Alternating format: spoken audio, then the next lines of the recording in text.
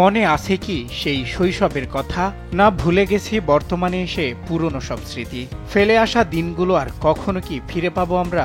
যে সময় ছিল 1 টাকায় 4টি চকলেট, সন্ধ্যা হওয়ার আগেই বাসায় ফেরা বা হ্যারিকেন জ্বালিয়ে একসঙ্গে চাটায়ে বসে লেখাপড়া করা। এক সময় বইয়ের পাতায় ময়ূরের পালক রেখে প্রতিদিন নারকেলের তেল মাখিয়ে আবারও বইয়ের পাতায় রাখার সে সুযোগ কখনো ভেবে দেখেছেন কি? এক সময় ভোর হলেই কোরআন শিক্ষার জন্য দল বেঁধে যেতাম মক্তবে, যেখানে আলিফ বাহ তা ছা দিয়েই মুখরিত ছিল পুরো মক্তব। অগ্রহায়ণ মাসে ধান কাটার পরে সেই নাড়া জ্বালিয়ে শীত কাটাতাম। মনে পড়ে যায় সেই গাছের ওপর থেকে পানিতে লাফ দিয়ে বন্ধুদের সঙ্গে কাটানো সেই মুহূর্ত আজও মিস করি। তখন টেলিভিশনেও ধারাবাহিক নাটক চলত। শিশুদের জন্য সপ্তাহে একদিন সিসিমপুর অনুষ্ঠান হতো। সবকিছুতেই বাঙালিত্ব ভাব ছিল। হাজার বছরের চলন বলন, আচার আচরণ, সংস্কৃতি ফুটে উঠত নাটক, সিনেমা ও অনুষ্ঠানগুলোতে। আজ যুগের পরিবর্তন হয়ে ডিজিটাল বাংলাদেশে রূপান্তরিত হয়েছে।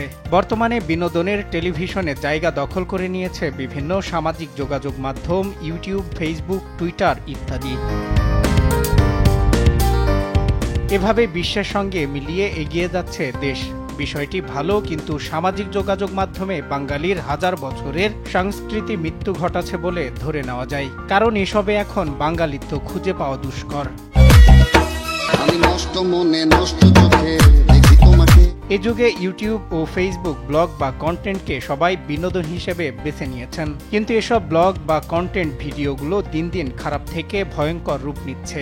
এসবে নেই কোনো শিক্ষামূলক প্রচারণা কিংবা আদব কায়দার বালাই। অপসংস্কৃতি ও অসামাজিক কার্যকলাপ চর্চার উন্মুক্ত প্ল্যাটফর্ম যেন সামাজিক যোগাযোগ মাধ্যম।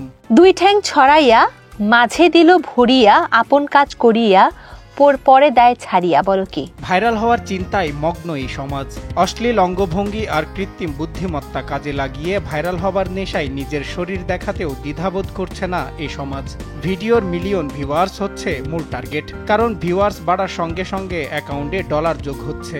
কিরে ভাই এত মোড়াকে আস্তে আস্তে দেখা যাচ্ছে গৃহিণীরা করতেছে, এখন মাঝে মাঝে দেখতেছি বয়স্ক লোকেরা করতেছে, মহিলারা, তারপর এখন ছোট বাচ্চারাও করতেছে। এটা তো সমাজের জন্য খারাপ, অপছন্দনীয় একটা জিনিস। নিজে তো উচ্ছৃঙ্খল হচ্ছে, সাথে তার আশেপাশের কিছু কিছু ধরেন তার ছোট ভাই বোন বা পাড়া প্রতিবেশী, এদেরকেও সে সেম ভাবে ইম্প্যাক্টটা ফেলতেছে তার উপর। যেতে না যেতে আমরা এমন পর্যায়ে পৌঁছেছি, অন্যের শোবার ঘর পর্যন্ত উকি মারতে শুরু করেছি। মানে নিজেরা শোবার ঘরে কে কি করছে সেটাও ভিডিও করে আপলোড করছে, আর আমরাও সেটা দেখছি।